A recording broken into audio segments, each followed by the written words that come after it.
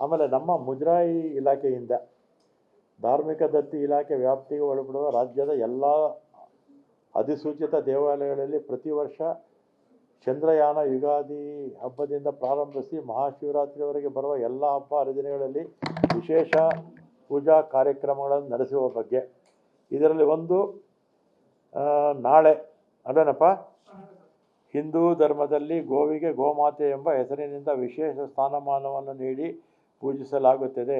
ಈ ಹಿನ್ನೆಲೆಯಲ್ಲಿ ಧಾರ್ಮಿಕ ಮತ್ತು ಸಾಂಸ್ಕೃತಿಕ ಪರಂಪರೆಯ ಅವಿಭಾಜ್ಯ ಅಂಗವಾಗಿ ಗೋವುಗಳಿಗೆ ಮಹತ್ವ ಮತ್ತು ಸಂರಕ್ಷಣೆಯ ಬಗ್ಗೆ ಜನರಾಗಿ ಜಾಗೃತಿ ಮೂಡಿಸಬೇಕಾಗಿರುವುದರಿಂದ ದೀಪಾವಳಿ ಬಲಿಪಾಡ್ಯಮಿ ದಿನದಂದು ಗೋವುಗಳಿಗೆ ಸ್ನಾನ ಮಾಡಿಸಿ ಅರಿಶಿನ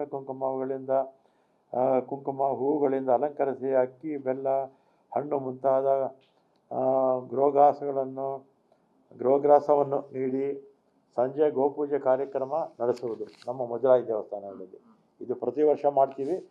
ಈ ವರ್ಷ ಕೂಡ ಸರ್ಕ್ಯುಲರ್ ಕೊಟ್ಟಿದ್ದೀವಿ. ನಾಳೆ ಇದನ್ನು ಸಾಯಂಕಾಲ ಮಾಡ್ತಾರೆ.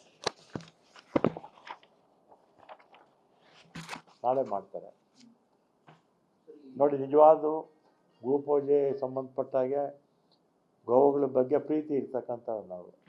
BJPಯವರಲ್ಲ. BJPಯವರು ನಮ್ಮ ದೇಶದಲ್ಲಿ ನರೇಂದ್ರ ಮೋದಿಯವರು ಬರೋಕ್ಕೆ ಮುಂಚೆ ಗೋಮಾಂಸ ರಫ್ತಲ್ಲಿ 3ನೇ ಸ್ಥಾನದಲ್ಲಿತ್ತು. ಈಗ ನರೇಂದ್ರ ಮೋದಿಯವ್ರ ಸರ್ಕಾರ ಅಧಿಕಾರಕ್ಕೆ ಬಂದ ಮೇಲೆ ಗೋಮಾಂಸ ರಫ್ತಲ್ಲಿ 2ನೇ ಸ್ಥಾನಕ್ಕೆ ಬಂದಿದೆ. ಎಷ್ಟನೇ ಸ್ಥಾನಕ್ಕೆ? 2ನೇ ಸ್ಥಾನಕ್ಕೆ ಬಂದಿದೆ. ಇವರಿಗೆ ನಿಜವಾದ ಗೋವುಗಳ ಬಗ್ಗೆ ಪ್ರೀತಿ ಇದ್ದರೆ ವಿದೇಶಕ್ಕೆ ರಫ್ತು ಮಾಡ್ತಾ ಇರ್ತಕ್ಕಂಥ ಗೋಮಾಂಸವನ್ನು ನಿಲ್ಲಿಸಬೇಕು ಅಂತ ನಾನು ಕೇಂದ್ರ ಸರ್ಕಾರಕ್ಕೆ, ಎಲ್ಲ BJP ಮುಖಂಡರುಗಳಿಗೆ, ವಿಶ್ವ ಹಿಂದೂ ಪರಿಷತ್ನವ್ರಿಗೆ, RSSನವ್ರಿಗೆ ಒತ್ತಾಯ ಮಾಡ್ತೀನಿ. ಏನು ಇವತ್ತು ಗೋಮಾಂಸ ರಫ್ತಾಗ್ತಾ ಇದೆಯಲ್ಲ, ಅದನ್ನು ನಿಲ್ಲಿಸಬೇಕು. ನಿಲ್ಲಿಸಿದ್ರೆ ಗೋವುಗಳು ಉಳಿಯುತ್ತೆ. ಇದು ಮುಗಿಸ್ಬಿಡ್ತೀನಿ.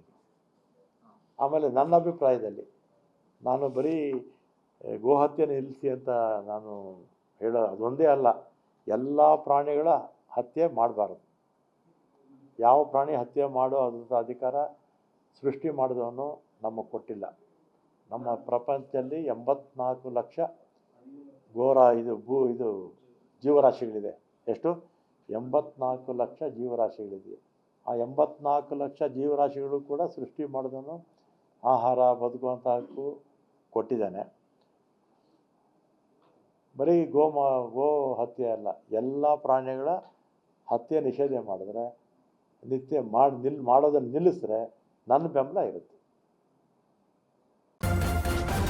ನ್ಯೂಸ್ ಫಸ್ಟ್ ನಿರ್ಭೀತಿಯಿಂದ ನಿಮ್ಮ ಪರವಾಗಿ.